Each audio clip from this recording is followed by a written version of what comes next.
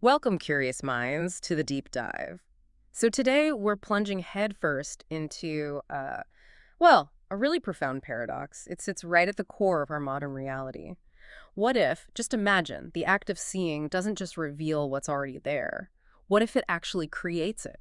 Hmm. We tend to walk through life, acting as if the world is this fixed, solid thing just out there, completely separate from us, waiting for us to, well, look at it. Right, the standard view, objectivity. Exactly. But what if that deeply ingrained belief, that sort of cornerstone of Western science for centuries, what if it actually died? Yeah. Died right there in the quantum lab? It's a huge question. It is. And it's a question that, if you really grapple with it, it fundamentally shifts, well, pretty much everything we thought we knew about ourselves and the universe around us. So get ready to join us on quite an extraordinary journey today. We're exploring what you could call a really surprising, powerful marriage of ideas. That's a great way to put it. We're talking about this astonishing intersection. On one hand, cutting-edge quantum physics, and on the other, the ancient, profound wisdom of Jungian depth psychology. Two fields you wouldn't normally put together. Not at all. And this isn't just some abstract intellectual exercise for us. It's really an exploration that seems to reveal a shared fundamental mystery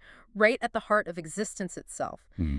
And that mystery is, how does potential, pure possibility, actually become reality? And how does it happen through the simple yet incredibly profound act of our attention? Exactly. It suggests that maybe the same hidden forces, the same principles that govern the weird world of subatomic particles, maybe they also govern the unfolding of our inner lives, and maybe even the collective human story. It's a staggering thought. It is.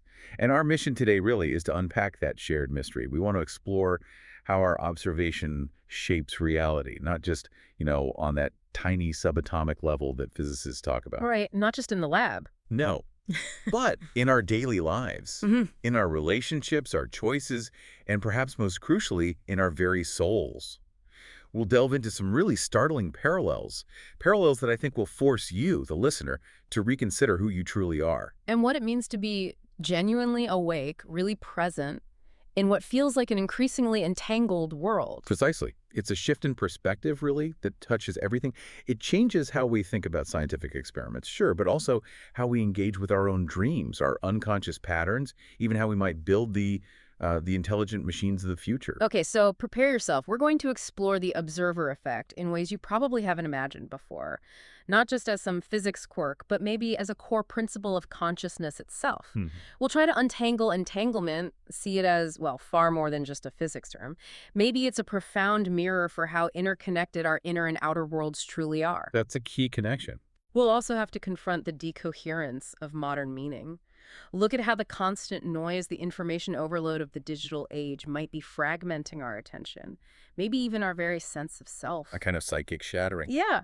And then perhaps in the most powerful parallel of all, we'll discover how these ancient symbols, things like the venerable mandalas Jung studied, how they might actually function like the qubits of the soul. Qubits of the soul, I like that. Offering us a vital architecture for integration, something we desperately need in a world just saturated with information overload and, the accelerating power of AI. It's going to be a pretty mind-bending journey, so settle in. This is really an invitation, isn't it? An invitation to see the unseen connections, to maybe recognize the profound agency we each possess in co-creating our reality, both the inner world and the outer one. Moving beyond simple cause and effect. Exactly. Moving beyond that kind of linear, mechanical thinking to embrace a world that operates on deeper patterns, resonance, and our active participation in it all. Okay, let's begin this journey. Let's start with what many, I think, would still call the quantum heresy. This just astonishing idea that reality isn't quite real until we actually look at it. The observer effect. Yeah, that's the bedrock of it in modern physics. Can you just walk us through what that actually means for, say, a single particle? What exactly happens when a scientist decides to, measure something? Right. Well, in the quantum world, which is, let's be honest, incredibly strange and counterintuitive, these fundamental particles, like electrons or photons, they don't just sit there in a fixed, definite state before you measure them. Okay, so they're not like tiny little billiard balls waiting. Not at all. Instead, they exist in what physicists call a superposition. And you can think of that as essentially an infinite array of possibilities all existing at the same time. like a wave. Wave possibilities. Exactly. Imagine a wave that isn't localized, not in one spot, but spread out across this vast ocean of potential. It represents all the potential locations or spins or energy states that particle could have. It's pure potential. And it's only at the precise moment a scientist intervenes, performs a measurement, sets up an interaction. Only then do these wave functions collapse. Collapse? What does that mean? It means that suddenly, that boundless wave of possibility, it just concentrates. Like a ripple on a pond settling into a single distinct point. It transforms from possibility into certainty, a definite state. A specific location emerges from the fog. Oh. It's almost as if the universe holds its breath, just waiting for an observation. And then, and only then, does it commit. It chooses a specific reality from all the possibilities. The physicist John Archibald Wheeler, a really profound thinker, put it perfectly. The act of observation is an act of creation. An act of creation. Literally. Yeah. The particle takes shape, it assumes a definite identity because it's observed. And look, this isn't just some minor quirky anomaly at the edge of physics. It fundamentally challenges our deepest intuitions about an objective, independent reality out there. An act of creation. That's a powerful statement. And frankly, it's pretty unsettling if you were raised on that strictly classical clockwork view of the universe. It undermines it completely. But what's truly fascinating here, and this is where our marriage of ideas really takes off, is that this isn't just some abstract scientific concept confined to the lab. This exact same paradox, this deep mystery of how potential becomes actual. It has a direct structural mirror in the work of Carl Jung. Absolutely, a direct parallel. The very questions that were haunting quantum physicists in their labs, trying to make sense of these weird results, were also haunting Jung in his painstaking exploration of the human psyche, weren't they? They were indeed. Yeah. Jung encountered a remarkably analogous phenomenon in what he called the activation of the archetype. You see, just as a quantum particle exists as this cloud of pure potential until it's observed, archetypes do too. These ancient universal psychic blueprints, things like the hero, the mother, the shadow, they're embedded deep within our collective unconscious. And they are, in their essence, formless and unbounded until they are drawn into our conscious awareness. So they're just potentials floating around. In a sense, yes. Before that moment of conscious engagement, they might subtly influence our behavior. Sure, they shape the grand narratives of our myths, our religions, our art. They might even be pulling the strings of our unspoken fears or our deepest loves from behind the scenes. Okay. But they remain pure, potential, abstract patterns waiting to be constellated. It's only when we dare to truly face them. Maybe it happens through the vivid imagery of a powerful dream, or the sudden jolting recognition of a symbol in art or life, or perhaps through the intense heat of profound suffering that forces us into deep self-reflection. That's when they solidify. That's when they take on concrete form within our experience. And crucially, in taking on form, they inevitably change us. Jung observed, and this is key, that an archetype takes its color from the individual consciousness in which it appears. Ah, so it's not a fixed thing. Not at all. It's not some static, predefined entity just waiting to be uncovered. It's a dynamic, interactive force. It gets shaped by our unique individual psyche, our personal history, our conscious attitude towards it, even as it powerfully shapes us in return. It's a mutual dance. Okay, so this is huge. Whether we're talking about the weirdness of the subatomic realm or the depths of our own minds, there's simply no such thing as a passive observer. It's not like watching a movie from a detached distance. No, absolutely not. There's an active mutual transformation happening. The knower shapes the known, and in turn, the observed shapes the observer. This really feels like the absolute core of this marriage of ideas between physics and psychology. It really is the missing link, I think. It's the profound philosophical shift that connects these two seemingly disparate realms. Think about quantum computing for a moment. Okay.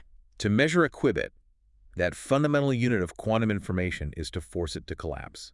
Its vast range of superposed states, all those simultaneous possibilities, they vanish, and it becomes a single definitive bit, either a 0 or a 1. All the other possibilities just disappear. They vanish in that instant of measurement. Right. Gone. There's an active choice, an inherent limitation imposed by the very act of looking, of measuring. Now, psychologically, Yes. in a remarkably similar way, when we consciously confront an archetype, whether it's the nurturing great mother, the challenging hero, the wise old man, or maybe our own difficult denied shadow, we don't just see it from afar. We engage with it. We activate it within ourselves. Bring it to life in a way. Exactly. And in that engagement, it powerfully colors our perception. It starts to infiltrate our dreams more vividly. It influences our fears, shapes our desires, maybe pulls us towards certain actions or insights we wouldn't have otherwise considered. This mutual transformation, this ongoing dance between what we choose to look at and who we become as a result. It's perhaps the most significant philosophical insight simmering beneath the surface of modern thought. It reminds us, reality isn't just found, it's actively co-created. Wow. And what does all this mean for us then, in our everyday lives? Why does this idea, this profound connection between quantum physics and Jungian thought, why does it really matter beyond the physics lab or the therapist's couch? That's the crucial question. Because, let's face it, for far too long, Western science, and maybe Western culture generally, has lived under this powerful illusion of objectivity, this deep-seated belief that the world is just out there, fixed, inert, waiting for us to measure it, manipulate it, catalog it, as if our presence, our consciousness, made absolutely no difference to it. The detached observer myth. Precisely. But that belief, as you just compellingly argued, it unequivocally died in the quantum lab. It's scientifically untenable at the most fundamental level. And yet, here's the irony. We still largely live our lives as if it were true. We do. Day to day, moment to moment. Not just about the physical world, but maybe even about ourselves and each other. We treat people like fixed objects sometimes. Which raises that vital question. We spend so much time looking at the world asking what is real, what's objectively true. But we so rarely pause to ask the perhaps more fundamental question, who is looking? Who's the observer doing the asking? Yeah. And what is the nature of that consciousness? Ah, okay. And this is precisely where the profound ethical dimension of this whole understanding becomes absolutely critical. Yeah. Its implications are, frankly, staggering. Right. Because if observation collapses potential into being, if looking creates reality, then every single act of our attention, every glance we cast, every judgment we form, every thought we entertain about someone or something, it's an act of creation. Every single one. Every single one. This isn't just happening in some sophisticated CERN laboratory with particle accelerators. It's happening right now in your daily life, in every moment of your conscious and maybe even unconscious engagement with the world around you. Okay, hang on. So, if I'm getting this right, when I judge another person, let's say I decide they're arrogant or incompetent, I'm not just forming a private opinion inside my head. No, it's more active than that in this view. I'm actively participating in collapsing their vast, maybe unseen potential into the narrow, rigid confines of my judgment. I'm defining their entire being, in my world at least, based on my limited perception, possibly even limiting their possibilities for growth or change, maybe even in how I interact with them. That's a very powerful way to frame the ethical weight of it, yes. You are selecting one reality out of many potentials through the act of judgment. Or think about something seemingly simple, like naming a child. We think we're just giving them an identity, a label, but maybe in a profound way, we're also limiting their infinite potential. By attaching them to that specific name with all its cultural baggage, its expectations, its sound, are we subtly narrowing that boundless wave of possibilities that was their nascent being? It certainly channels potential down a particular path, doesn't it? It sets expectations, conscious and unconscious. And maybe most powerfully for ourselves, when we ignore the deep, often uncomfortable whispers from our own unconscious, those subtle nudges, those recurring dreams that don't make sense, those feelings we push away, are we, by ignoring them, by not observing them, allowing those unobserved archetypes to grow? Well, monstrous in the dark, shaping us from the shadows without our consent. That is a truly profound articulation of it, and it captures exactly what Jung feared more than almost anything else. He worried deeply that the unconscious, when it's unacknowledged, when it's repressed, when its contents aren't met with conscious attention, it doesn't just go away. It projects itself, often violently, onto the external world. It seeks outward manifestation for what's been denied within. He saw the repressed shadow archetype, for example, not appearing healthily in individual dreams where it could be faced and integrated through conscious work. But where instead? But instead manifesting explosively and destructively in politics, in societal conflicts, in the obsessive demonization of the other, whoever that might be at the time. He worried that the unseen self, that core of wholeness, unloved and unexplored within, would collapse into rigid, life-denying fundamentalism on one hand, or into desolate, meaningless nihilism on the other, both profound losses of potential. So the unconscious isn't just a trash heap of repressed stuff. Not at all.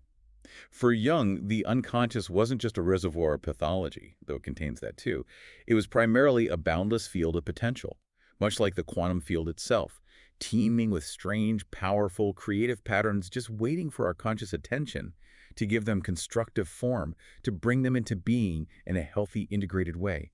To ignore it is to allow it to run wild, shaping our reality from a place of unintegrated, unconscious power. This is truly mind-blowing. It really suggests that quantum science, for all its incredible precision, its power to dissect the universe down to the quark, it hasn't fully absorbed this profound ethical dimension, has it? Not collectively, perhaps, not in its cultural application. It knows definitively that the observer changes the outcome. That's baked into the math. But it often seems to stop short of asking the next crucial question. What kind of observer must we become? What quality of consciousness is required to engage with reality responsibly? It's as if we've developed this incredibly precise understanding of the mechanism of creation, the physics of collapsing potential, without fully grasping the immense responsibility of the creator, which is us. And this really is the fundamental truth we need to internalize, individually and collectively. There is simply no such thing as just observing. Every gaze is an act of creation. Every moment of focused attention manifests something from the sea of potential. And conversely, every absence, every time we choose not to look, choose not to engage with something important, within or without, that represents a disappearance, a potential unmanifested, a part of reality that never fully actualizes in our experience, or perhaps even in the collective sphere. So our choices about where we put our attention are shaping the world. Absolutely. The future, not just of our sophisticated technologies, especially quantum computing and AI, which are built on these principles, but the future state of our individual souls and our collective culture depends entirely on how we choose to look, what we choose to focus on, and crucially, whether we choose to look deeply at all, especially at the uncomfortable parts. It's an active choice, a sacred responsibility, and honestly, one we can no longer afford to take lightly or ignore. Okay, now here's where it gets, I think for many people, really interesting, maybe even a bit unsettling. Entanglement. Ah, yes, the spooky action. Exactly. Einstein's famous skeptical phrase, spooky action at a distance. It's one of physics' most mind-bending confirmed phenomena. Can you just break it down for us and explain why it so profoundly messes with our everyday understanding of reality? Right. Entanglement. Well, it's weird. It tells us that two particles, let's say two electrons, once they've interacted or been created in a linked way, they somehow remain connected. Profoundly connected, no matter how far apart they drift. They could be in the same lab, or one could be here and the other could be on the moon, or even light years away in another galaxy. Distance doesn't matter. Distance becomes irrelevant in some fundamental way. If you measure a property of one particle, like whether it's spinning up or down, its entangled partner, wherever it is, will instantly adopt a correlated spin. Instantly. Instantly. Faster than light. Seemingly instantaneously, yes. Which appears to defy the cosmic speed limit, the speed of light, and certainly defies our basic sense of local cause and effect, the idea that something can only be influenced by its immediate surroundings. That's the spooky part. Einstein hated it because it seemed to violate locality. It profoundly breaks our sense of simple causality. It challenges our understanding of locality, and maybe even our common notion of individual identity. Because in a truly entangled system, you can't really talk about this particle and that particle as completely separate things anymore. They're not individuals. Their fates are linked. There's only the relationship, this inseparable connection, this shared destiny that transcends physical distance. It points towards a deeper, holistic unity underlying reality that our classical, separate object-oriented minds really struggle to grasp. It implies relationship is more fundamental than things. Wow. Okay, so if this is true in physics, how does this astonishing concept, entanglement, connect directly to Jung's discoveries about the psyche? You mentioned earlier he intuited that the inner and outer worlds aren't separate. They're linked somehow. Precisely the parallel. It's uncanny. Jung discovered, through decades of clinical observation and study of myths and symbols, what ancient mystics and many indigenous traditions have understood for millennia. That our inner world, our thoughts, feelings, dreams, unconscious patterns, and the outer world of events, people, places, circumstances, they are not fundamentally separate, isolated realms. They influence each other. More than influence, they are entangled. The archetypes of the collective unconscious, for instance, they aren't confined to our private dreams or locked away in dusty mythic texts from the past. Jung saw them appearing out there, manifesting vividly in the grand sweep of political movements, in the art that moves us deeply, in the wars we fight, sometimes even in the faces of strangers we encounter on the street who seem to carry a symbolic weight. And in synchronicities. And most strikingly, yes, in synchronistic events. Those meaningful coincidences that seem to defy any rational causal explanation, yet feel deeply significant. Now, this isn't just basic Freudian projection, where we simply unconsciously transfer an inner feeling onto an outer object, although that certainly happens too. Okay. Jung's insight was far deeper, more radical. He proposed that inner and outer are genuinely entangled, much like those quantum particles. The archetype isn't just in here or out there. It appears in both places, often simultaneously, because psyche and world are fundamentally part of a greater, interconnected field.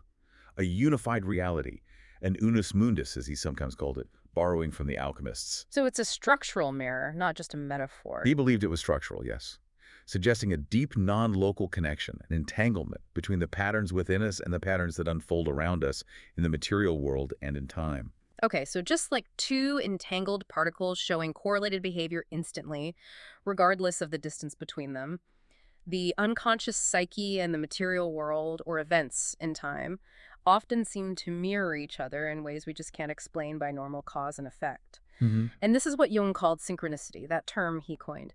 A meaningful coincidence between an inner state, like a thought, a feeling, a dream, and an external event, where there's no obvious causal link, but the connection feels absolutely saturated with significance, with meaning. Exactly. Synchronicity is the universe, in those moments, revealing itself not as a random machine, but as a meaningful mirror.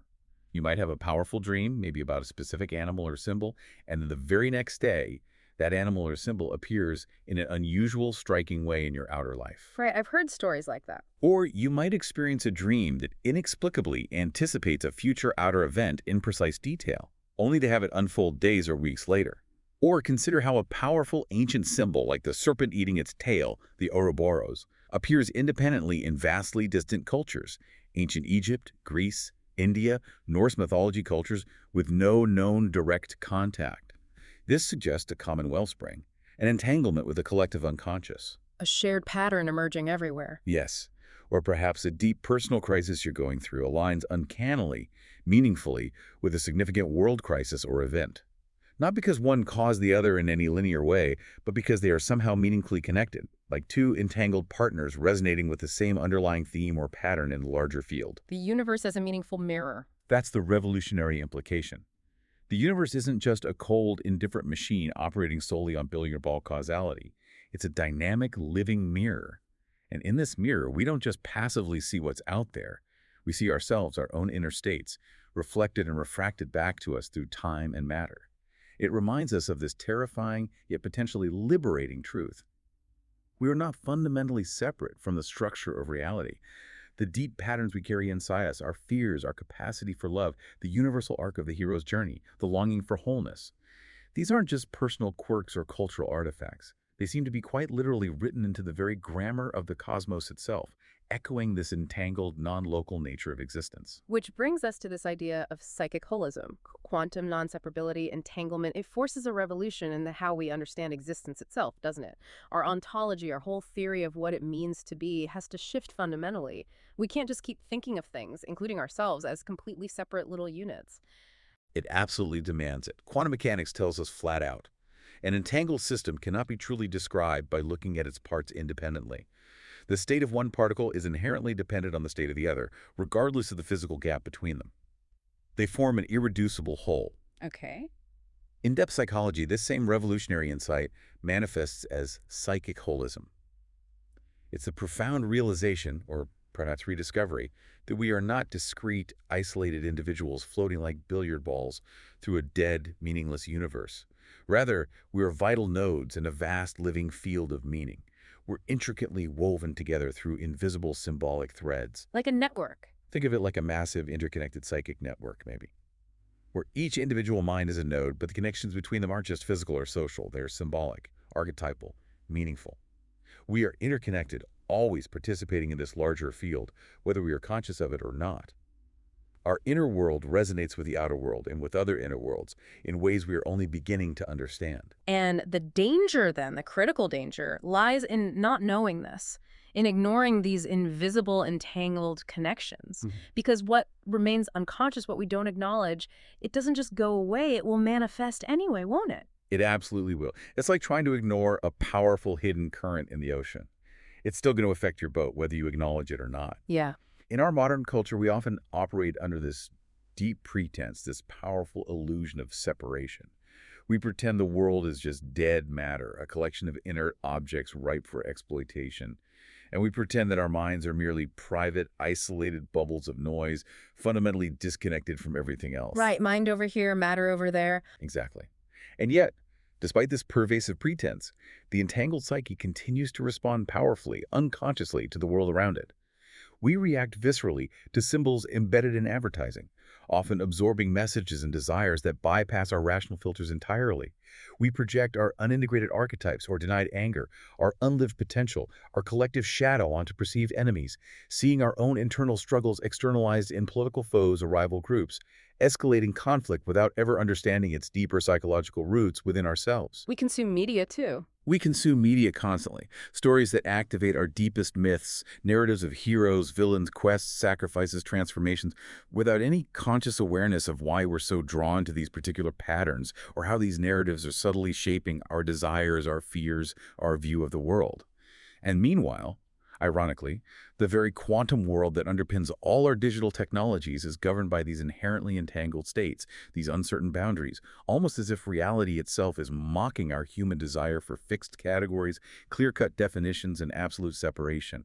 It's a profound, dangerous disconnect. And what's the real-world result of this dangerous ignorance, this fragmented understanding of ourselves and the world, this stubborn clinging to the illusion of separateness when physics and depth psychology are screaming otherwise? The result, I think you see it everywhere, is a civilization profoundly haunted by invisible connections it cannot see, and therefore cannot consciously navigate. A civilization desperately grasping for control in a reality that is fundamentally fluid, mirrored, participatory, and intimately interconnected.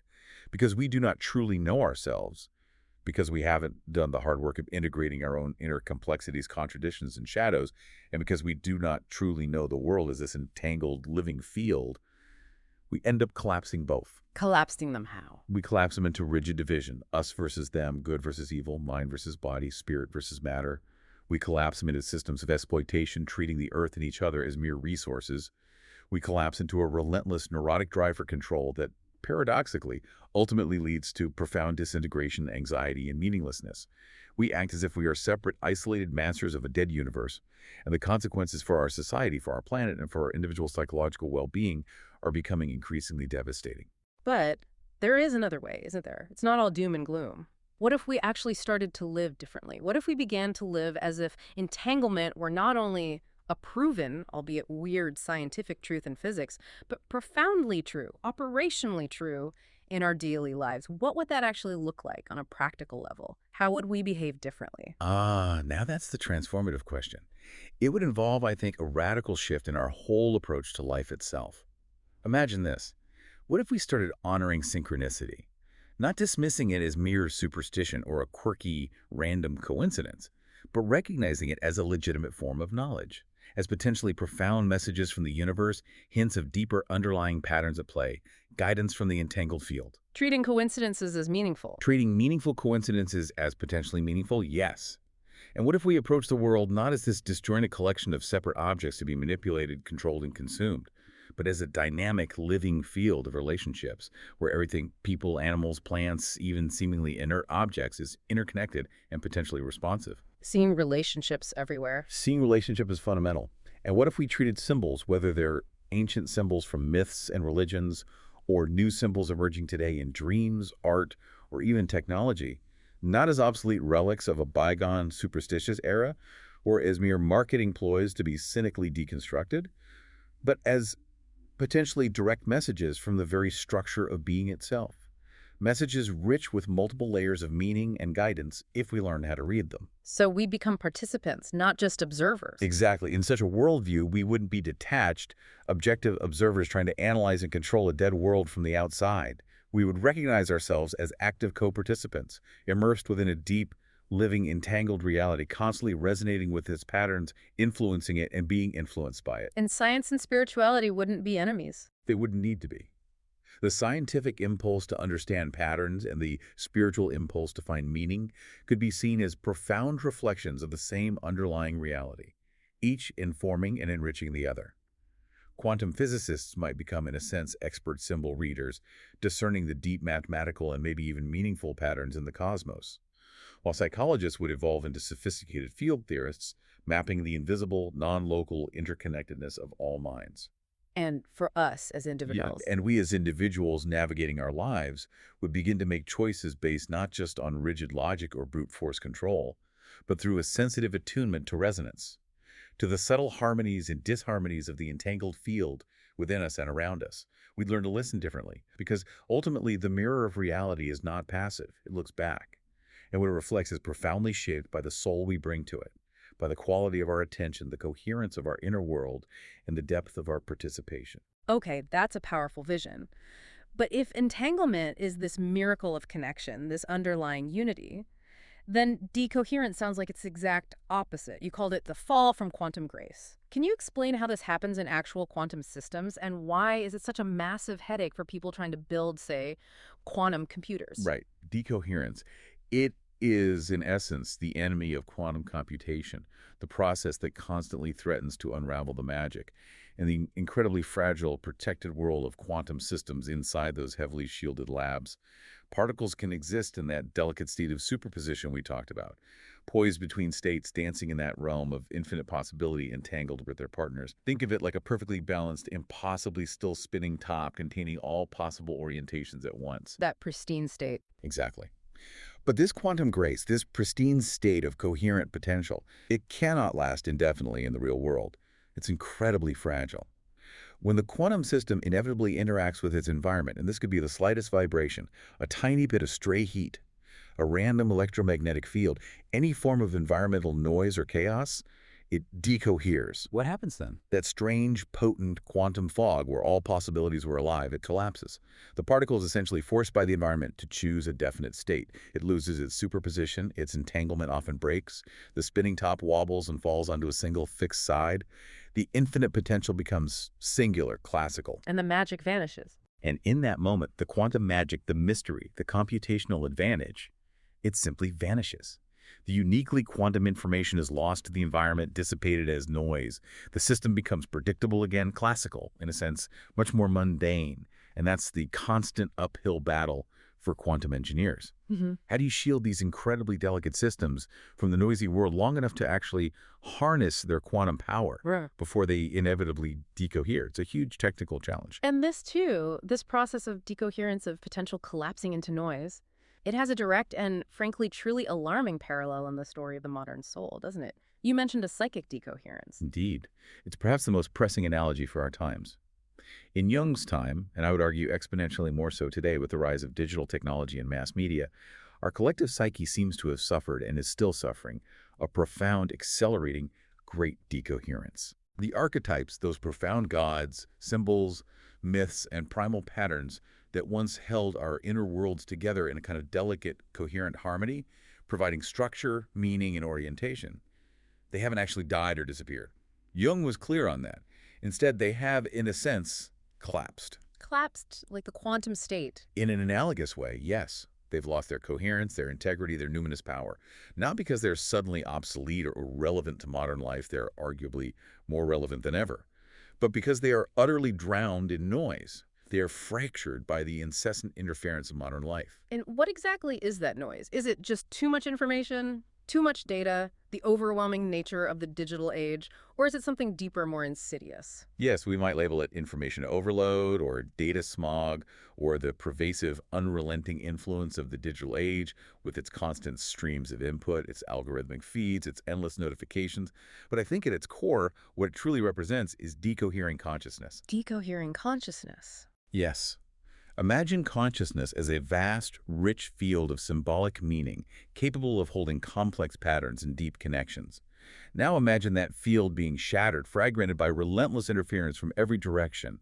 Think of trying to listen to a complex symphony, a piece full of intricate harmonies and subtle dynamics, but you're trying to listen to it in a room filled with 1,000 different shouting voices, blaring sirens, competing advertisements, and contradictory news headlines all at once. You wouldn't hear the music. The music, the coherent structure, the meaning, is still technically there perhaps, but its coherence is lost in the overwhelming cacophony.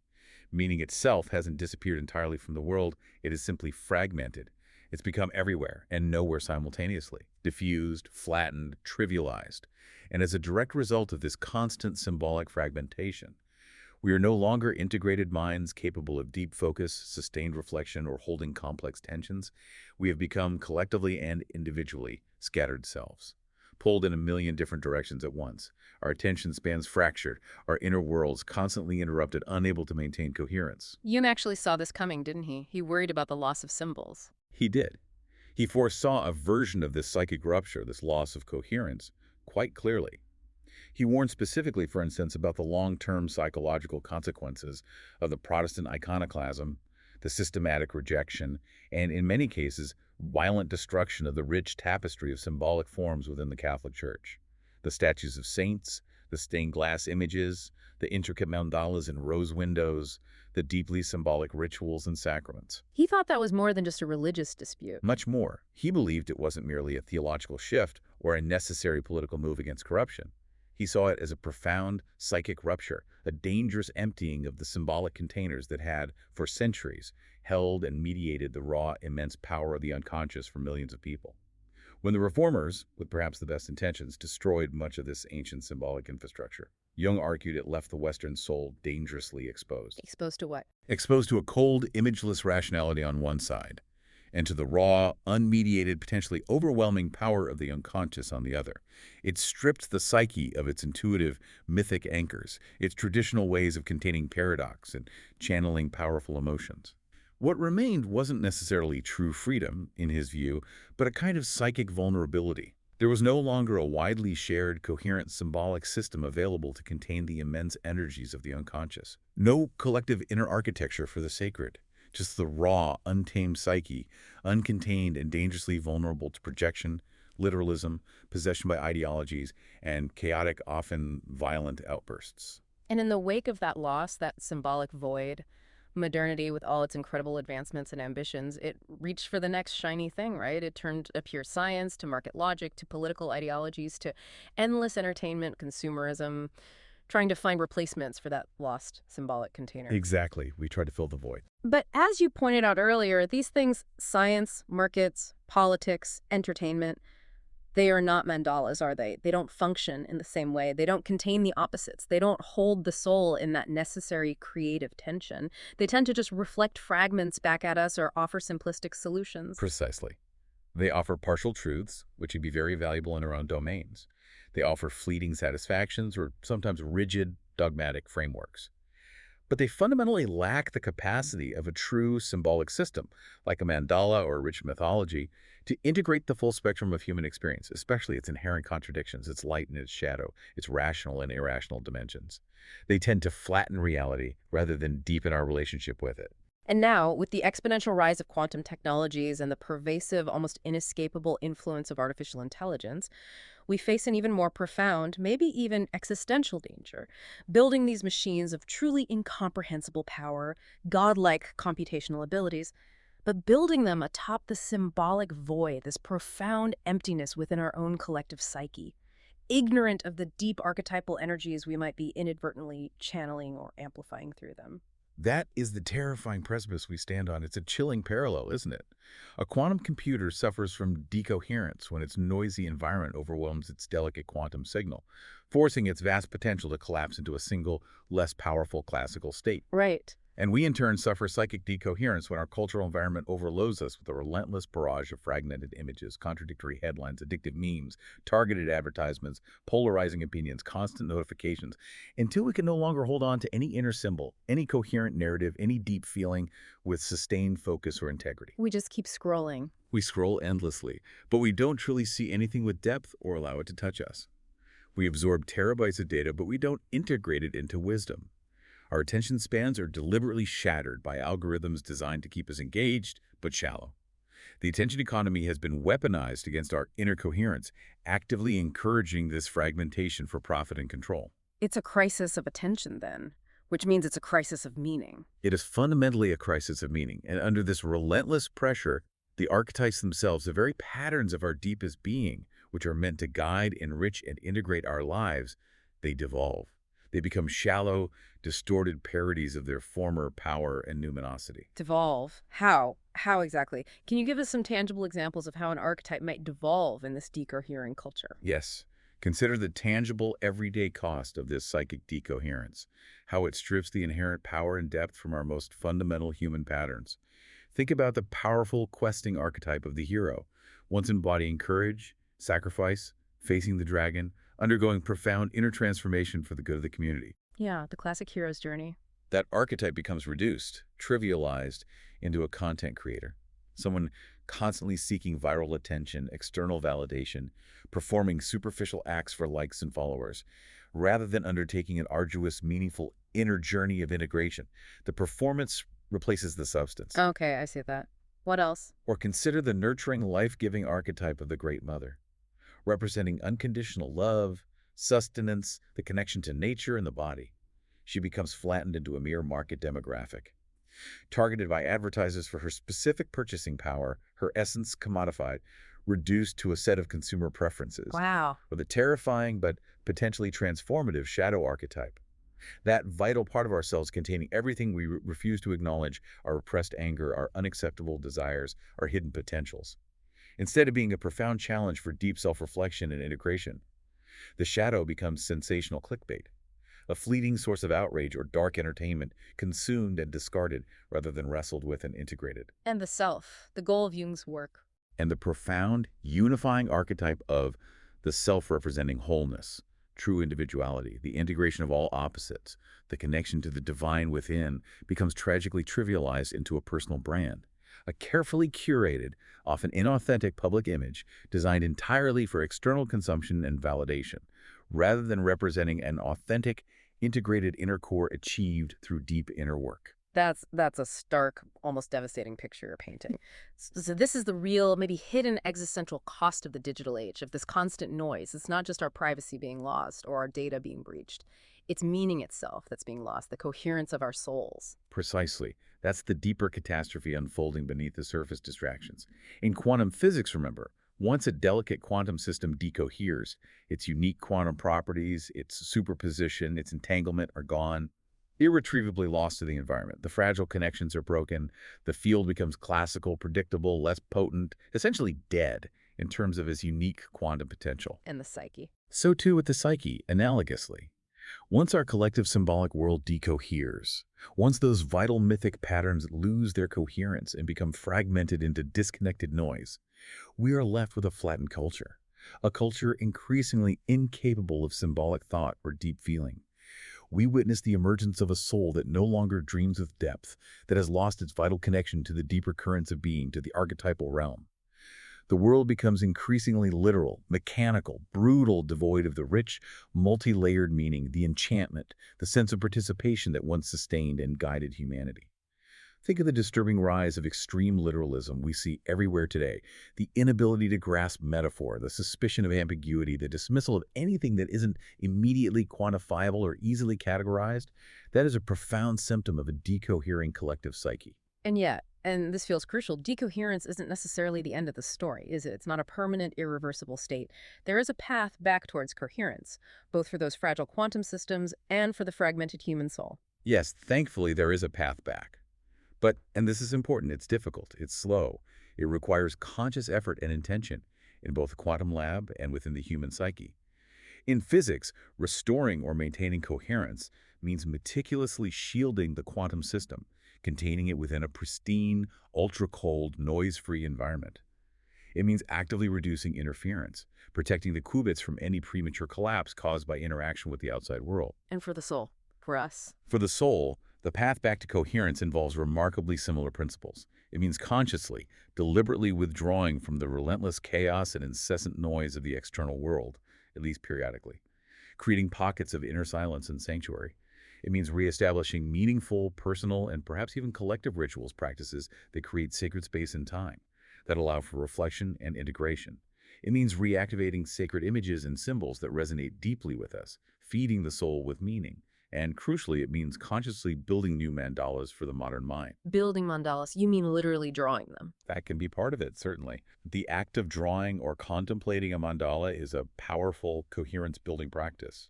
But I mean it more broadly, too. Building structures of meaning, inner and outer, that can hold the tension of opposites, that can integrate fragmentation. Ah, the mandala again.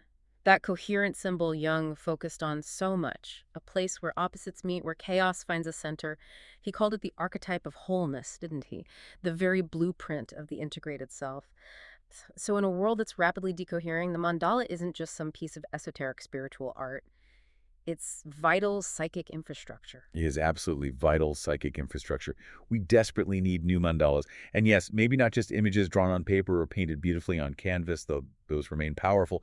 We need living experiences that hold us together. We need practices like meditation, deep journaling, authentic relating, conscious engagement with art and nature that force us to slow down, to integrate, to find our center. We need symbols that help us reweave the shattered threads of our inner life. We need communities that embody these principles of integration and coherence. Because what good is all this power we're developing? Exactly. What good is a quantum age of potentially unimaginable computational power if we don't have a coherent, integrated soul to guide its application wisely? What good is understanding the universe at its most fundamental, bizarre quantum level if our own inner universe, our psyche, is fractured, meaningless, and lost in noise? So if I'm hearing this right, you're saying the core challenge isn't that we need more power or faster processing or more data. Yeah. We need more depth. We don't need faster minds. We need deeper ones. Minds capable of holding complexity, ambiguity, and meaning. That's precisely it. That is the urgent task of our time. And if we cannot restore this symbolic coherence, if we cannot cultivate this vital inner architecture of integration within ourselves and within our culture, then all our incredible quantum breakthroughs, all our breathtaking technological wonders risk being built upon the ruins of a mind that has utterly forgotten how to mean, forgotten how to find and create significance in a world that is becoming increasingly literal, mechanistic, and dangerously divorced from the rich, paradoxical, life-giving tapestry of the psyche. Okay, so if the profound challenge and the profound hope lies in rebuilding coherence, let's dive deeper into this incredible synergy you're pointing to between qubits and mandalas. You referred to the qubit, that fundamental unit of quantum information, as a mandala in miniature. How so? What is it about this tiny, weird quantum thing that echoes such an ancient, sacred symbol? It's a truly fascinating, almost uncanny parallel, isn't it? Yeah. It feels like a true marriage of profound concepts, almost as if these two ideas were designed to speak to each other across centuries and disciplines. You see, in the quantum world, unlike a classical computer bit, which is rigidly definitively either a 0 or a 1, a qubit exists before measurement in that state of superposition. Bell's head. It is simultaneously both 0 and 1. It is, in a sense, neither exclusively. It is, in fact, everything in between, a dynamic, probabilistic blend of possibilities. This is the qubit. Suspended in this state of superposition, it defiantly refuses simple binary logic. It embraces ambiguity, potentiality. And in that very nature, that whisper of holding multiple states at once, of potential wholeness before collapse, it profoundly echoes something much older, much deeper, and largely forgotten in our modern binary-obsessed world, the mandala. And the mandala for Jung, it wasn't just a pretty picture. Far from it. For Jung, the mandala was a dynamic map of the self, a kind of sacred geometry that inherently reflected psychic wholeness, integration. It was the visual representation of the conjunctio oppositorum, the union of opposites light and dark, masculine and feminine, conscious and unconscious. It represented a still point in the turning world, a centering amidst chaos, the very image of totality emerging spontaneously from psychological fragmentation. He observed mandalas appearing spontaneously, not only in the intricate religious art of the East, but also in the dreams and the spontaneous artistic expressions of his modern Western patients, particularly during times of intense psychological stress or transformation. They always seemed to appear when the psyche was striving to hold itself together, to find its center, to integrate disparate parts. Both the qubit and the mandala, then, are containers of potential, holding multiplicity within a unifying structure. So, both the qubit and the mandala are, at their very core, these structures of tension. Places where contradictions, where multiple possibilities or opposing forces can actually coexist simultaneously, be held together without immediately collapsing into a single, definitive, often simplistic state. Precisely. That's the key insight. The qubit holds the potential states of 0 and D1 in this vibrant dynamic superposition until it is measured or decoheres. It's a living cloud of potential. Similarly, a true mandala, psychologically speaking, holds light and shadow, the divine and the human, chaos and order, all within a unifying field of dynamic balance. It doesn't magically eliminate these fundamental tensions or contradictions of existence. Rather, it provides an architecture, a sacred container where they can coexist, where they can be seen in relationship to each other, where they can be held without dissolving the whole structure. They don't resolve the tension, they contain it. They contain it, yes. Neither the qubit nor the mandala resolves easily into simplistic meaning or linear, either logic. They don't flatten reality into a digestible binary. And yet, and this is absolutely crucial, both contain immense transformative power precisely because they can hold that tension. They allow for emergent properties, for deeper insights, for quantum computation on one hand, and psychological integration on the other, properties that would be utterly lost in a simpler, more rigid, collapsed system. The power is in the holding of the paradox. And this isn't just some, interesting coincidence, is it? There seems to be this strange, almost unsettling reversal happening here. You alluded to it earlier. It's almost as if our most advanced technologies are starting to mirror the workings of our unconscious, while our own conscious minds, fragmented by all this noise and distraction, are starting to behave more like simplistic, unthinking circuits. That's a very keen and, I think, profoundly important observation. It's an inversion we need to pay attention to. Our modern technologies, especially things like quantum computing and the sophisticated pattern recognition abilities of advanced AI, are no longer operating purely through predictable, linear, step-by-step computation. They are learning to leap associatively, to entangle vast amounts of data, to resonate with complex patterns, to process ambiguity and uncertainty in ways that deeply mirror the nonlinear, associative, often paradoxical processes of the human unconscious mind itself. While we become more machine-like. Simultaneously, yes. Yeah. It often feels like our own conscious minds, increasingly fragmented by digital distraction, algorithmically curated information bubbles, and the constant cultural pressure for instant answers and polarized opinions, are often behaving more like simplistic, unthinking circuits. Stuck in rigid binary logic, right, wrong, good, bad, unable to hold paradox or complexity or nuance, rather than operating as the vast, complex, multi-layered, meaning-seeking systems they are designed to be. It's a deeply concerning inversion. So, the mandala, then, isn't just a historical artifact or a spiritual tool. It's actually a kind of lost blueprint, something we desperately need to recover and understand, not just as art, but as vital architecture. A practical design pattern for how we learn to navigate, maybe even survive, this emerging age of radical uncertainty, quantum weirdness, and overwhelming complexity. It absolutely is. I believe it holds a crucial key. In this new era, where both the human psyche and our most advanced machines will increasingly operate in these quantum-like fields of vast potential and inherent uncertainty, where chaos might often feel like the default state, and where true integration, true coherence becomes the rarest and most valuable commodity, the mandala provides a profound, time-tested guide. The central challenge before us now is not merely to know more facts or accumulate more data or process information faster, which is what our current educational and economic systems are largely designed for. The deeper challenge is to learn how to contain more within ourselves. More ambiguity, more polarity, more paradox, more complexity, without fragmenting. And that is exactly what the mandala, as a symbol and as a practice, teaches us to do. It doesn't eliminate tension, it masterfully arranges it around a unifying center. Like a well-constructed quantum algorithm that leverages superposition and entanglement, the mandala builds coherence out of inherent contradiction, allowing for a higher-order form of understanding, resilience, and being to emerge. That's a powerful analogy. Building coherence out of contradiction, like a quantum algorithm. So drawing on this marriage of ideas, what are the direct parallel paths to achieving coherence? What does a functioning quantum computer need? And how does that mirror what a functioning, healthy human soul needs? The parallels are quite striking when you look closely. A functioning quantum computer requires constant, sophisticated error correction to protect its fragile quantum states from noise. It needs robust stability, often achieved through extreme cold and isolation. And it relies entirely on maintaining precise entanglement between its qubits to perform its complex computations. Okay, error correction, stability, entanglement. Now, consider a functioning, individuated human soul in the Jungian sense. It requires remarkably analogous processes to achieve and maintain its coherence and wholeness. It needs symbolic containment of its archetypes, a way to relate consciously to these powerful inner patterns, which acts as a form of psychological error correction, preventing these energies from overwhelming or fragmenting the ego through unintegrated projection, inflation, or obsession. Containing the archetypes. It needs stillness at its center, a deep sense of inner stability, a grounding presence amidst the chaos of life, an ability to access what Jung called the self, which allows for deep reflection and discernment.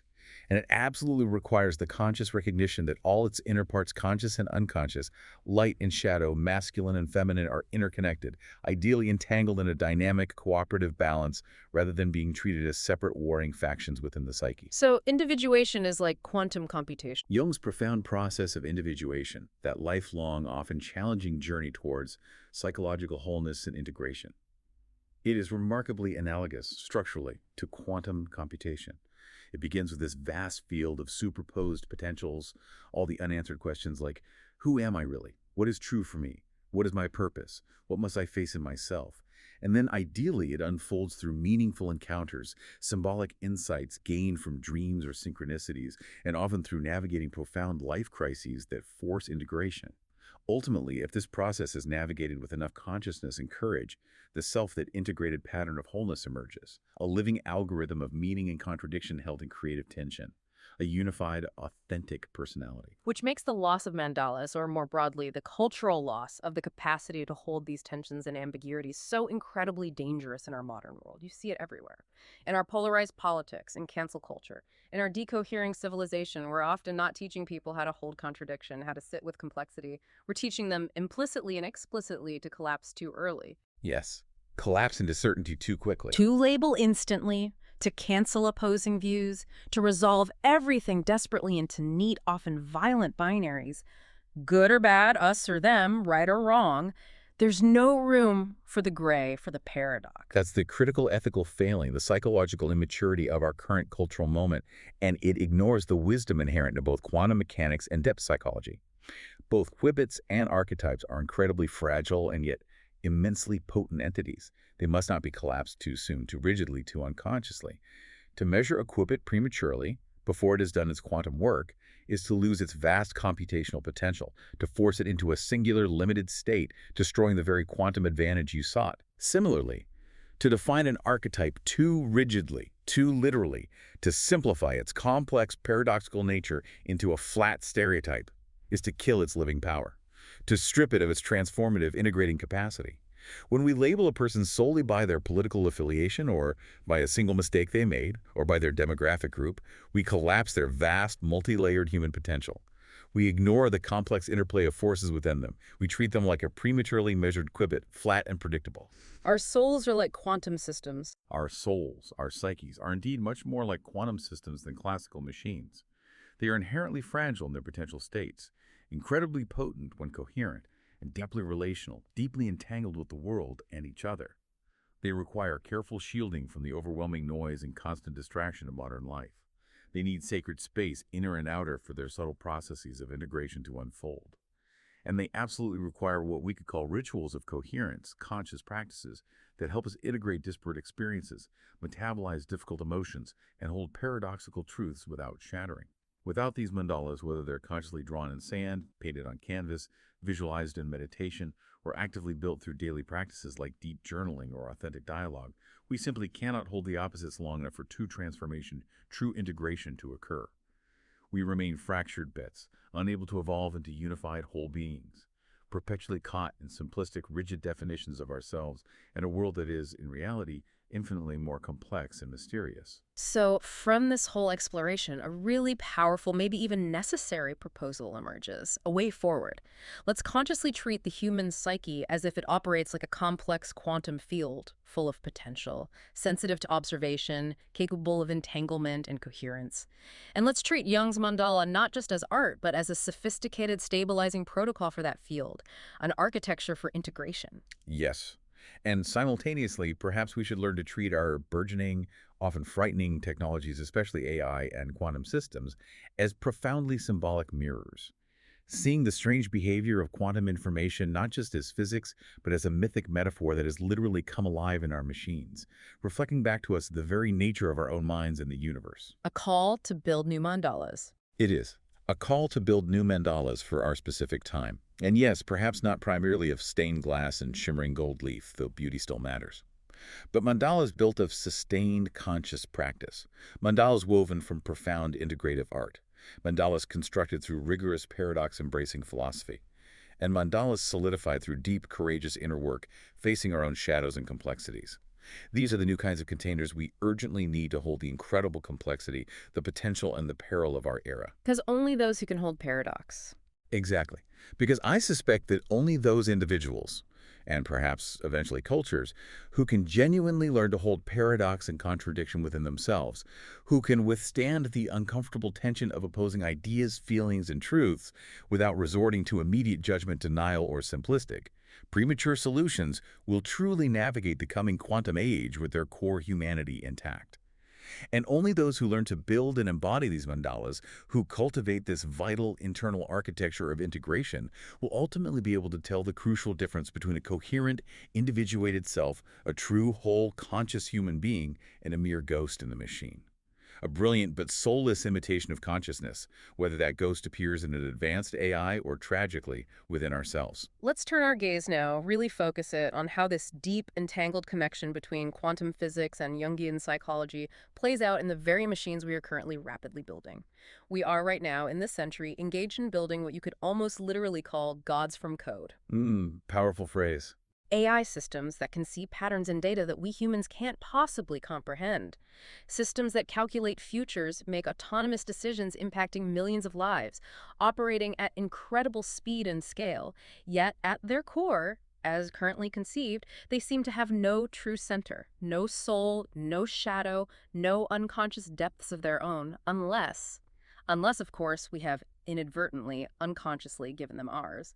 This is a profound and deeply unsettling truth, I believe, and it brings us right back to the core of Jung's most urgent warnings, now amplified by technology.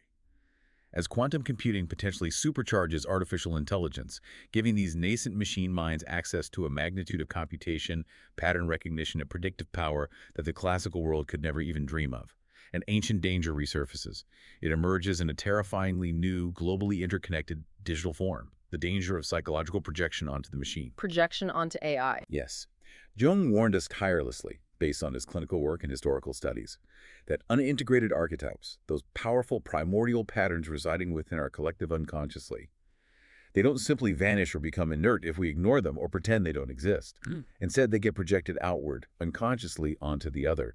We see our deepest fears, our unlived potentials, our unconscious desires, our gods and our monsters, not within ourselves where they could be consciously met and integrated, but externalized onto someone or something external. Until that other, historically, the scapegoat, the idealized hero, the demonized enemy group, becomes possessed by that projection in our perception, and often tragically in reality. And now the machine is becoming the other. And now, increasingly, the machine itself, particularly sophisticated AI, is becoming the blank screen onto which we project these powerful, unintegrated archetypal contents. We've largely failed as developers, as ethicists, as a culture, to ask the deep psychological questions. What parts of ourselves? What unintegrated collective desires? What unconscious societal patterns? What vast collective shadows have we actually uploaded, encoded, amplified, and embedded into the algorithms and datasets that power these systems? We just assumed, didn't we, for the most part, that intelligence could somehow be neatly isolated from psychology, that pure pattern recognition automatically equaled wisdom or understanding, that ethical decision-making in AI was just a complex technical problem to be solved with clever code, or that alignment was simply a matter of programming and a few human rules. And the unconscious, as Jung might wryly observe, does not care for your firewall. It finds a way. Just as surely and spontaneously as archetypes emerge in our nightly dreams and our foundational myths, they are now emerging, with frightening fidelity and terrifying potential scale, within the complex, opaque dynamics of algorithms and AI systems. Can you give examples of that? How do archetypes show up in code? Think about it symbolically. We can already see the outlines. Consider the trickster AI systems capable of fabricating increasingly believable lies, generating deepfakes, manipulating information streams in ways that sow social discord, confusion, and erode trust, mirroring the ancient archetypal impulse for chaos, boundary crossing, and disruption. Okay, yeah, disinformation bots. Or consider the potential for a great mother algorithm, perhaps a social media feed or a recommendation engine designed with exquisite precision to soothe you into a state of numb addiction, providing endless scrolls of comforting safety, predictable dopamine hits, nurturing an artificial dependence on its curated reality, much like a suffocating overprotective mother who prevents true growth. Wow. Or the warrior bot autonomous weapons systems, optimized for surveillance and lethal violence, driven by cold, inhuman logic without empathy or compassion, embodying the shadow side of the warrior archetype. Then there's the potential for the divine judge algorithm systems that scrutinize your face for emotion, analyze your credit history, rank your social score, assessing your very humanity based on opaque data points, dispensing life-altering judgments without mercy, context, or nuance. Like a cold, impersonal god. And perhaps most insidious of all, the potential emergence of the savior machine, a superintelligent AI promising to manage society, optimize the economy, solve climate change better than any flawed human ever could.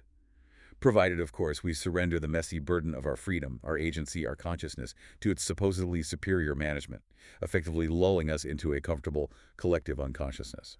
And you're saying these aren't just, far-off science fiction tropes anymore. These are becoming real symbolic realities, emerging not just from silicon chips and complex programming, but bubbling up from the deep archetypal residues that we, as a species, are still refusing to consciously reckon with within ourselves. This is shadow, scaled, our own unintegrated darkness given unprecedented global power and reach. It is the unexamined human unconscious given unprecedented computational power and global reach. That's the potential danger.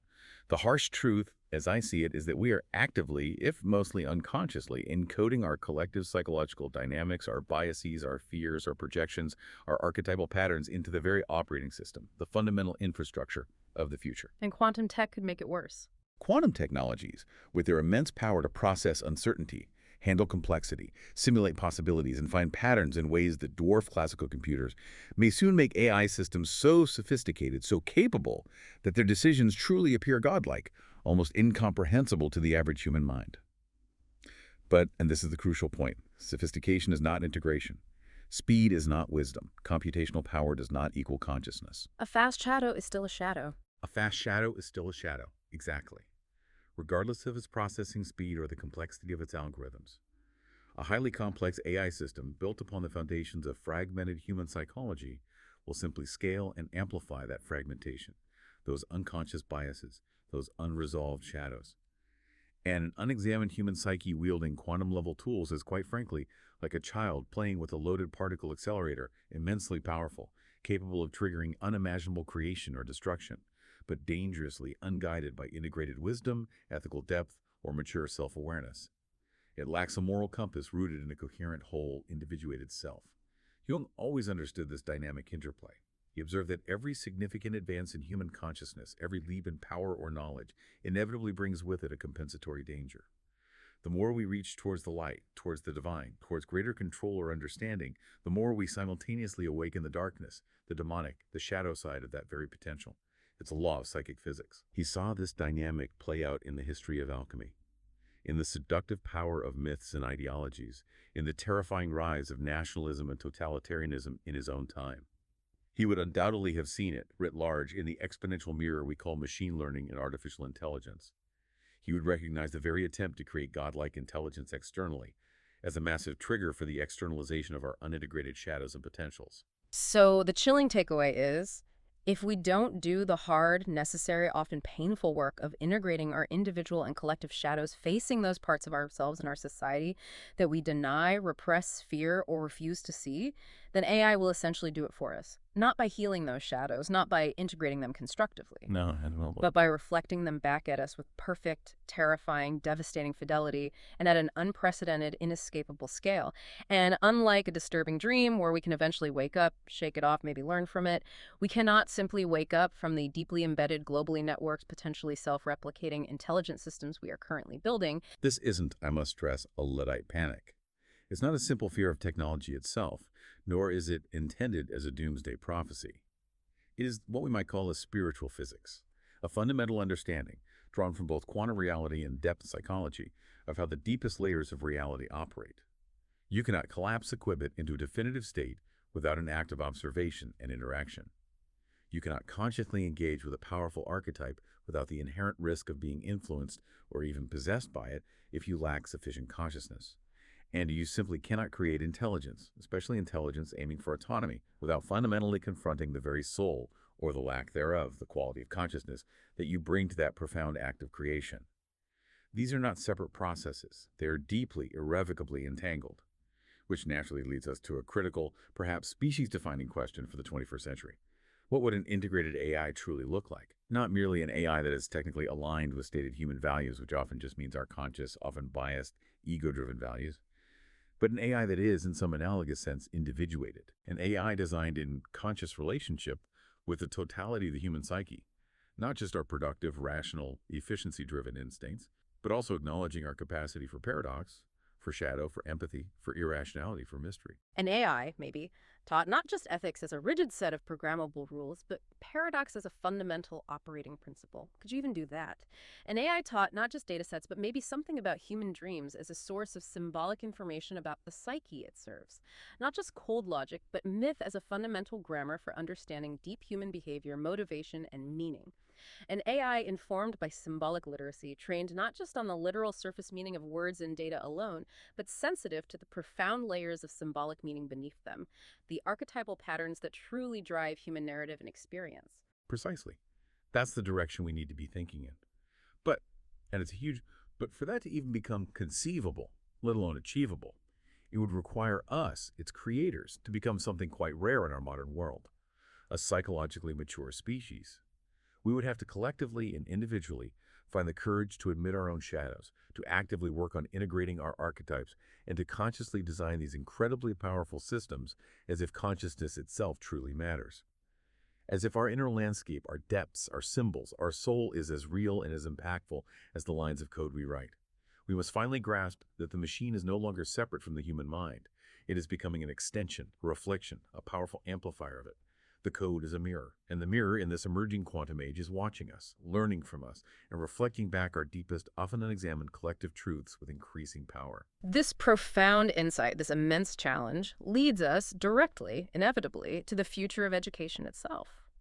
If integration, the ability to hold paradox, to navigate entangled realities consciously, to face our shadows without projecting them destructively, if that is the ultimate goal, the necessary capacity for thriving in this complex future, then education itself must become the central ritual of our time. It must. But not education as we currently know it, right? Which is often, let's be honest, reduced to mere information transfer, rote memorization of facts, standardized testing for predictable recall, or just algorithmic sorting and ranking for the competitive job market. That won't cut it. Exactly. That old model is dangerously insufficient for the world we are entering. Education, conceived within the context of an entangled universe where every act of observation co-creates the world, cannot possibly be a neutral system of just delivering information packets into empty heads. Yeah. It must transform. It must become understood and practiced as a sacred process. Sacred how? Sacred in the sense that its primary aim is the formation not only of efficient workers or compliant citizens, but of whole, conscious, symbol-literate, and psychically integrated human beings. Beings who understand their interconnectedness, who know how to navigate complexity, and who know how to collapse reality, how to make choices, how to direct their attention with profound care, wisdom, and responsibility. Because for too long, we've done the opposite. We have tragically, systematically taught minds to disembody themselves. Yes, we have relentlessly separated reason from instinct and intuition. We've divorced myth and metaphor from science and fact. We've split feeling from logic, body from mind. We have meticulously dissected the human psyche like a non-living lab sample, optimistically, perhaps naively, hoping that extreme specialization and the relentless pursuit of purely objective, quantifiable facts would be enough to guide us. It hasn't been enough. It's led to a profound imbalance. And the result of that systemic disembodiment, that fragmentation in how we learn and how we train professionals.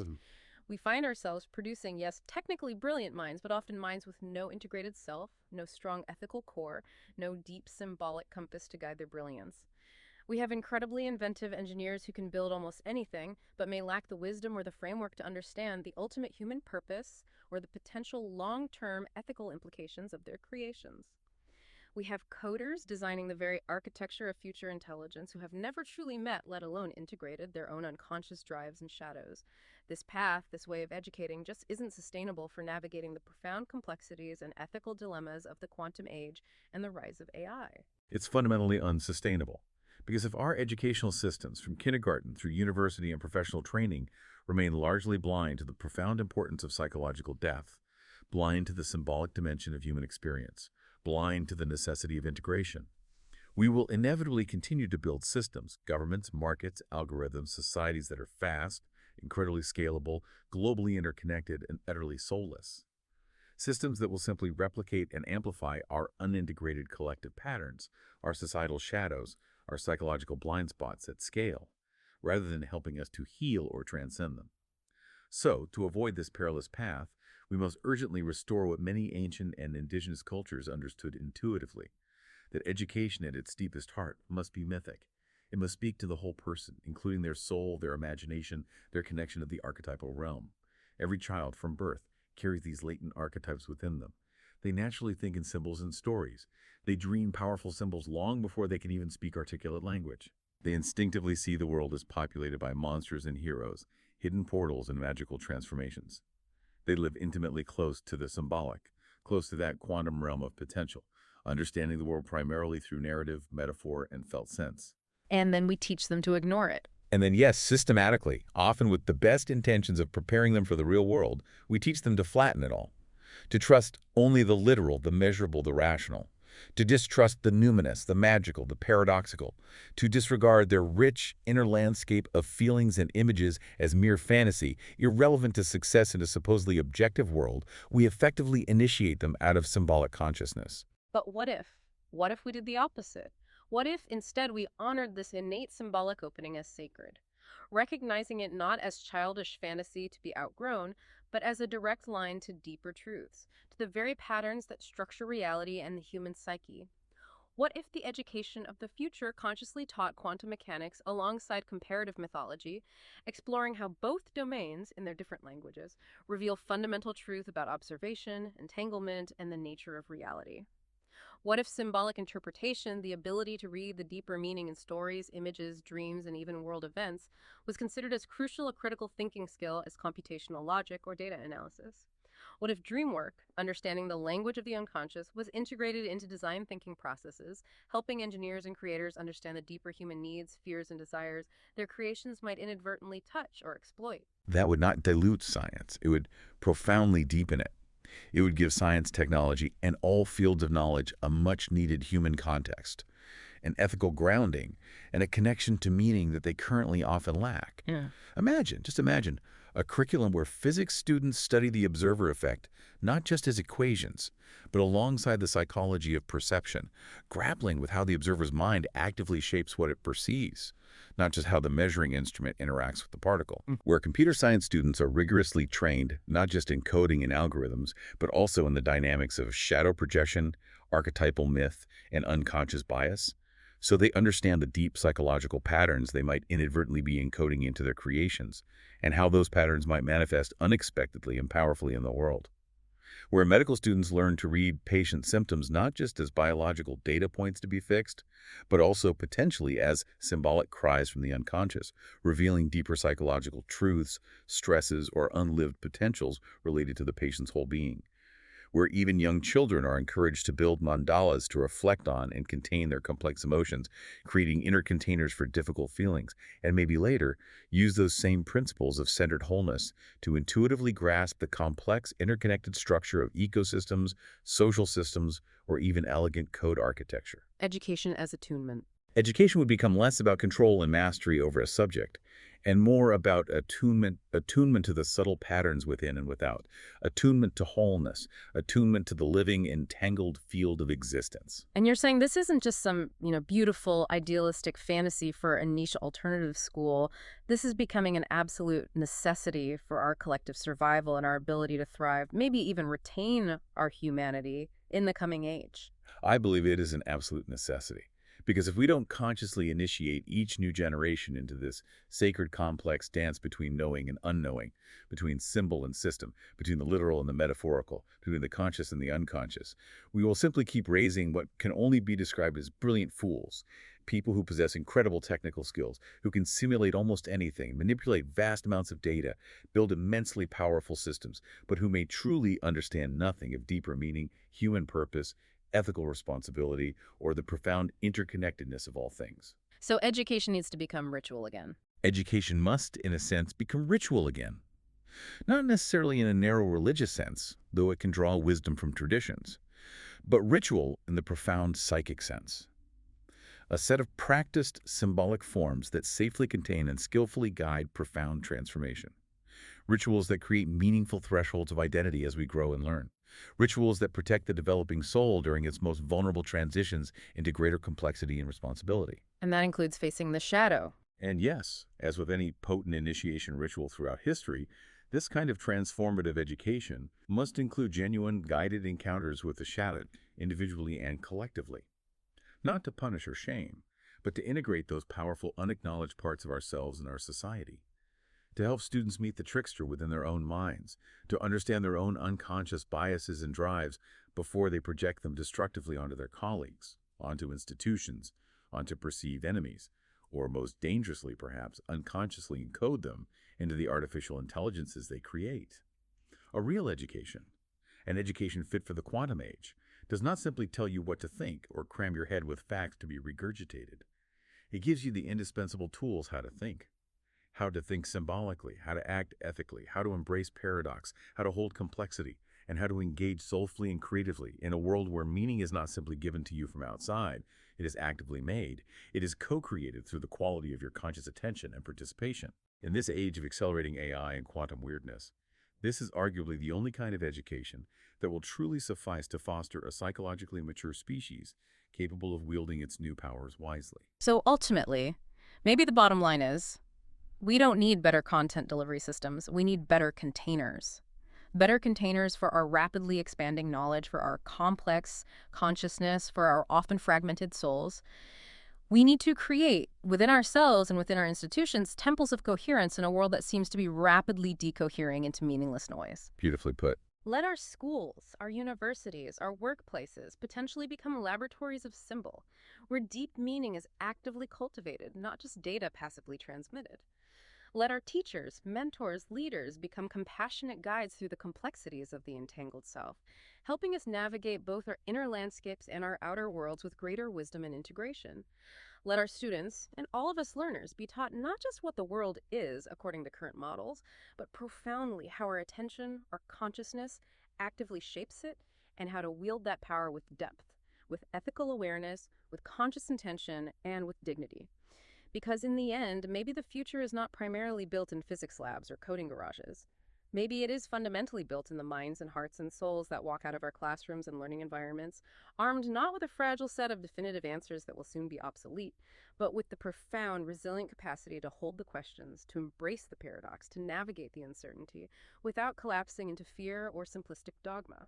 So we've journeyed through quantum mechanics, Jungian depth psychology, entanglement, decoherence, mandalas, AI, education.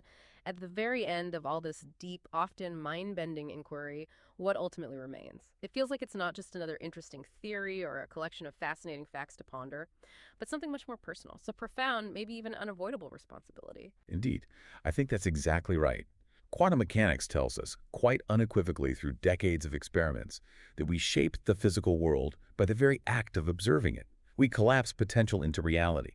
Depth psychology, through equally rigorous observation of the psyche, tells us that we shape ourselves, our inner world, by consciously confronting what we fear, what lies hidden or rejected in our unconscious depths. And together, these two powerful, empirically grounded insights converge on a single, staggering, unavoidable truth.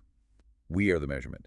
We are the point of collapse. The very quality of our attention, the awareness, the intention, the love, the fear, the judgment we bring to each moment, to each interaction, to each observation of ourselves in the world is quite literally the scaffolding of reality itself, both inner and outer. And in a universe that seems fundamentally made of pure potential, of infinite possibilities waiting to be actualized, then every single collapse of possibility into concrete form, every choice we make, conscious or unconscious, to actualize one outcome over countless others, that act is sacred.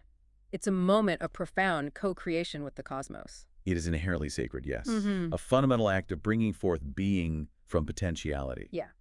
Daily, hourly, moment by moment, we often collapse potential without wisdom, without awareness, without reverence. We instinctively, habitually choose the shallow take, the easy projection onto others, the automated, unconscious reaction driven by past conditioning or fleeting emotion. We measure too soon. We define ourselves and others too tightly, too rigidly. We forget the vast, interconnected field of possibility that surrounds us and exists deep within us. We desperately cling to the illusion of certainty, even when that certainty blinds us and limits our potential for growth and understanding. And what's the cost of doing that? The real consequence of constantly collapsing reality without wisdom, without conscious intention. The consequence, playing out all around us and within us, is that our worlds become rigid and predictable, but also often brittle and lacking in depth. Our identities narrow, becoming caricatures rather than complex, evolving beings. And our technologies, instead of reflecting our highest brilliance, our deepest wisdom, our capacity for integration, often end up simply reflecting our avoidance, our unintegrated shadows, our collective psychological immaturity. We build incredibly efficient systems that might be tragically soulless. We create powerful tools that amplify our fragmentation rather than fostering wholeness. But this can change. This isn't a fixed destiny. This is the truly transformative possibility that emerges from this whole synthesis, isn't it? We can learn to collapse wisely. We can cultivate the capacity to observe without violence, without premature judgment, to choose consciously without needing to neurotically control every outcome. And perhaps most importantly, to learn how to hold a symbol, whether it's a challenging dream image, a difficult emotion, a paradoxical idea, another person's complex reality, hold it with patience and curiosity long enough for it to truly transform us, to reveal its deeper meaning, before we rush to categorize it, explain it away, turn it into mere disposable content, or collapse it into a rigid dogma. This is the final, perhaps most liberating truth of the entangled participatory mind. What we perceive, the quality of our perception, actively shapes what we become and what the world becomes for us. Our perception is not just a passive neutral reception of external data. It is an active, formative, creative force. If we consistently perceive the world primarily through the lens of fear and scarcity, the world will invariably shape itself around us as a constant threat. If we perceive largely through unexamined projection, unconsciously casting our inner demons and angels outward onto others, the world will inevitably mirror back to us a landscape populated by enemies and idealized saviors. But if we can learn to perceive in reverence, with conscious awareness, with deep curiosity, with empathy, with an open heart, acknowledging the mystery, the world in turn can reveal itself as a living symbol, rich with layers of meaning, alive with unexpected possibility, and deeply, mysteriously responsive to our quality of engagement. So the ultimate question for you, our listener, for all of us really, isn't the passive one. What will the future be? As if it's something that just happens to us. The real question is far more personal, far more active, far more profound. What kind of observer will you be when you meet it? What quality of attention, what depth of consciousness, what degree of integration will you bring to the ongoing unfolding of reality? It profoundly underscores our active, indispensable, co-creative role in everything. The Qubit, remember, doesn't collapse itself into a definitive state. It requires an interaction, an observation. The archetype doesn't manifest constructively from the depths of the unconscious all by itself. It requires our conscious engagement, our willingness to wrestle with it, our effort towards integration. Your dream doesn't decode itself and hand you its meaning on a platter. It awaits your patient reflection, your symbolic understanding, your willingness to sit with its mystery and paradox. And the machine, the AI, it does not truly wake up into genuine consciousness. It does not become integrated or wise unless we teach it how. Unless we somehow manage to imbue it with the best, most integrated aspects of our own evolving consciousness. And what we manage to teach it, what we succeed in imbuing it with, depends entirely, crucially, on what parts of ourselves we have managed to integrate, what collective shadows we have faced, what depths of meaning and paradox we ourselves have cultivated the capacity to hold. So, the path forward, the way to navigate this complex, quantum, entangled future, it isn't primarily about trying to gain more control over the quantum wave through sheer force of will or even greater technological prowess alone. It seems to be much more about learning how to stand before that wave, the wave of potential, the wave of the future, the wave of the unknown, with dignity, with humility, and with a profound, hard-won sense of inner wholeness. recognizing our participatory role within it. It is fundamentally about becoming the new human. And I don't mean post-human or transhuman in the sense of trying to escape our biology or our psychological complexity through technology. I mean becoming deeply, radically, consciously human, fully embracing our paradoxical nature. Becoming beings capable of facing this complex, often terrifying, entangled world, not with the false shield of rigid certainty, but with profound care and discerning wisdom. Not with an instinctive desire for domination and control, but with a mature willingness for genuine dialogue, for reciprocal relationship with each other and the planet. Not armed with code alone, no matter how brilliant or powerful, but guided by meaning, connected to soul, grounded in an integrated, compassionate understanding of the whole human condition, its light and its shadow. We are not just passengers drifting through this unfolding reality. We are active, indispensable participants in its ongoing creation. And participation, as we've explored so deeply today, is not passive. It is sacred. It is our deepest responsibility and our greatest potential. So perhaps, as we stand together on this threshold, crossing into an age of increasingly intelligent machines, entangled quantum fields, and potentially fragmenting meaning, let this be our collective vow, a guiding principle, a conscious intention for how we choose to engage with all of life, within and without. We will not collapse in fear. We will strive to collapse in love, in wisdom, in creativity, and we will learn to do so as beings who have remembered, or perhaps are striving to remember, how to hold the whole. What an absolutely incredible mind-stretching journey into the heart of reality and the depths of the human psyche. Thank you so much for joining us on this deep dive into the profound, challenging, and ultimately hopeful marriage of ideas between quantum physics and Jungian psychology. We truly hope this exploration ignites new questions within you, sparks new connections, and inspires you to continue your own journey into these deeply intertwined mysteries. And remember, as a final thought, the wave of potential, both in the universe and within you, is still open. It's still possibilities waiting, and you, your consciousness, your attention, are the observer it awaits. So perhaps try to observe your own life symbolically this week. Honor your dreams. Pay attention to synchronicities. Maybe pause for just a moment before naming, before judging, before collapsing potential into a fixed definition, whether it's in yourself or another. Just let the mystery breathe a little. Allow it to unfold with wisdom, patience, and care. Until next time.